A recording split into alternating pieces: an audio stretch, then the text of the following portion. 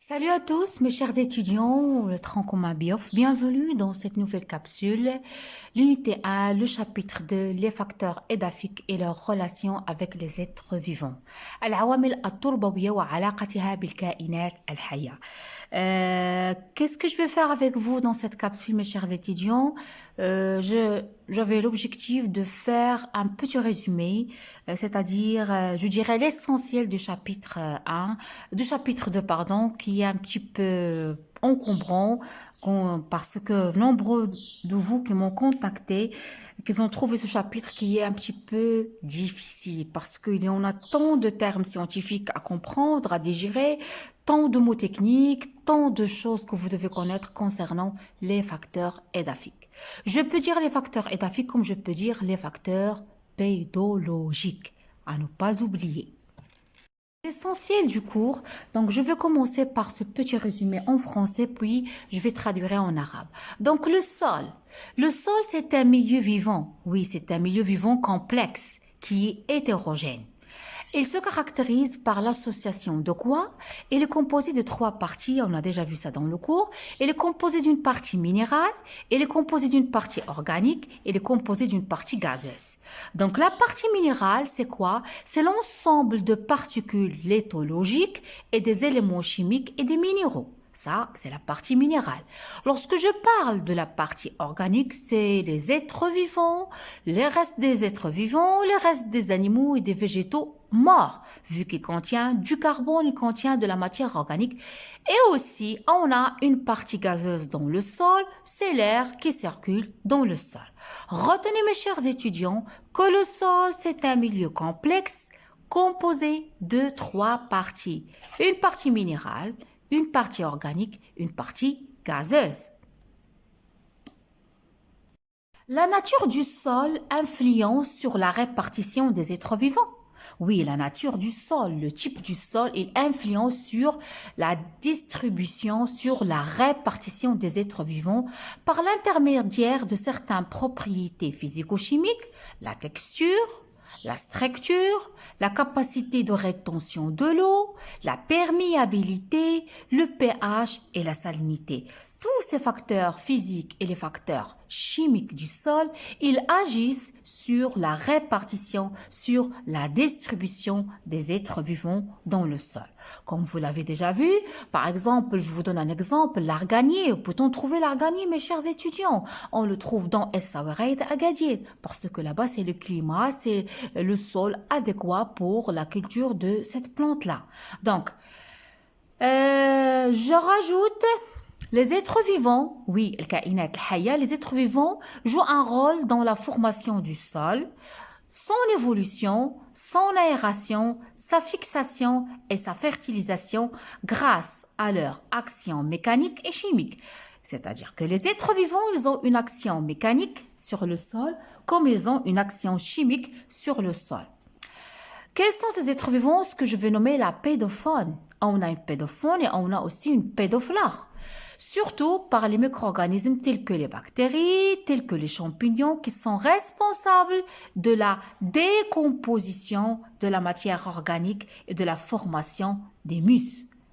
Retenez cette formation-là, le rôle important des êtres vivants dans la décomposition de la matière organique et la formation de l'humus. Une autre action qui s'ajoute, c'est l'homme. Oui, il a une action négative comme il a une action positive. L'homme, par le biais de ses activités multiples, il participe à la dégradation du sol, c'est-à-dire exploitation irrationnelle du sol dans les cultures des champs, les modes d'irrigation, le surpâturage, les déforestations, tout ça c'est une action néfaste de l'homme sur le sol. La solution pour conserver la qualité de nos sols, pour améliorer le rendement de nos sols agricoles. Que doit-on faire, mes chers étudiants?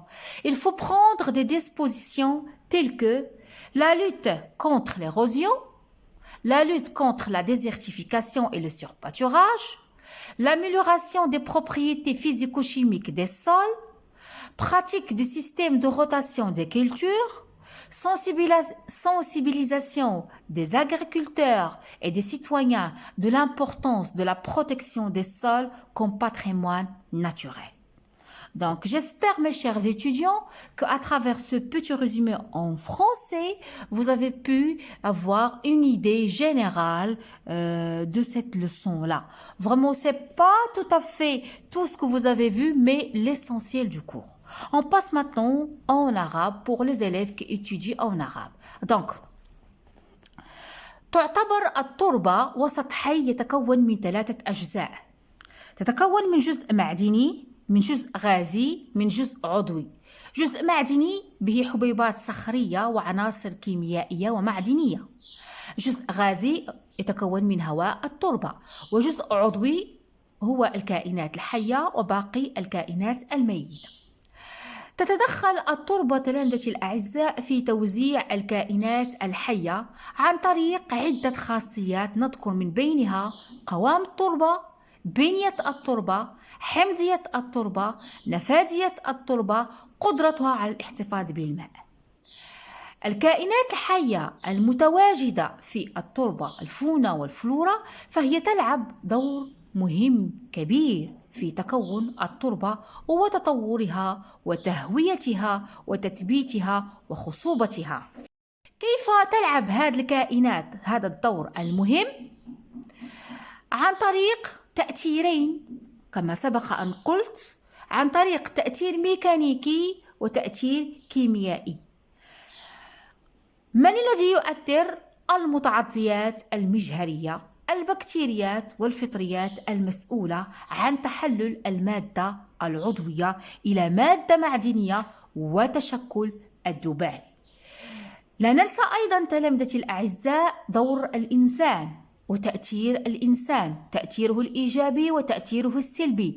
فالإنسان يساهم بأنشطته المتعددة والمتنوعة في تدهور التربة، نعم، في تدهور التربة، كالاستغلال الغير المعقل للأراضي الفلاحية والغابات، والاستغلال الغير المعقل لأنظمة الري، إضافة إلى الرعي الجائر.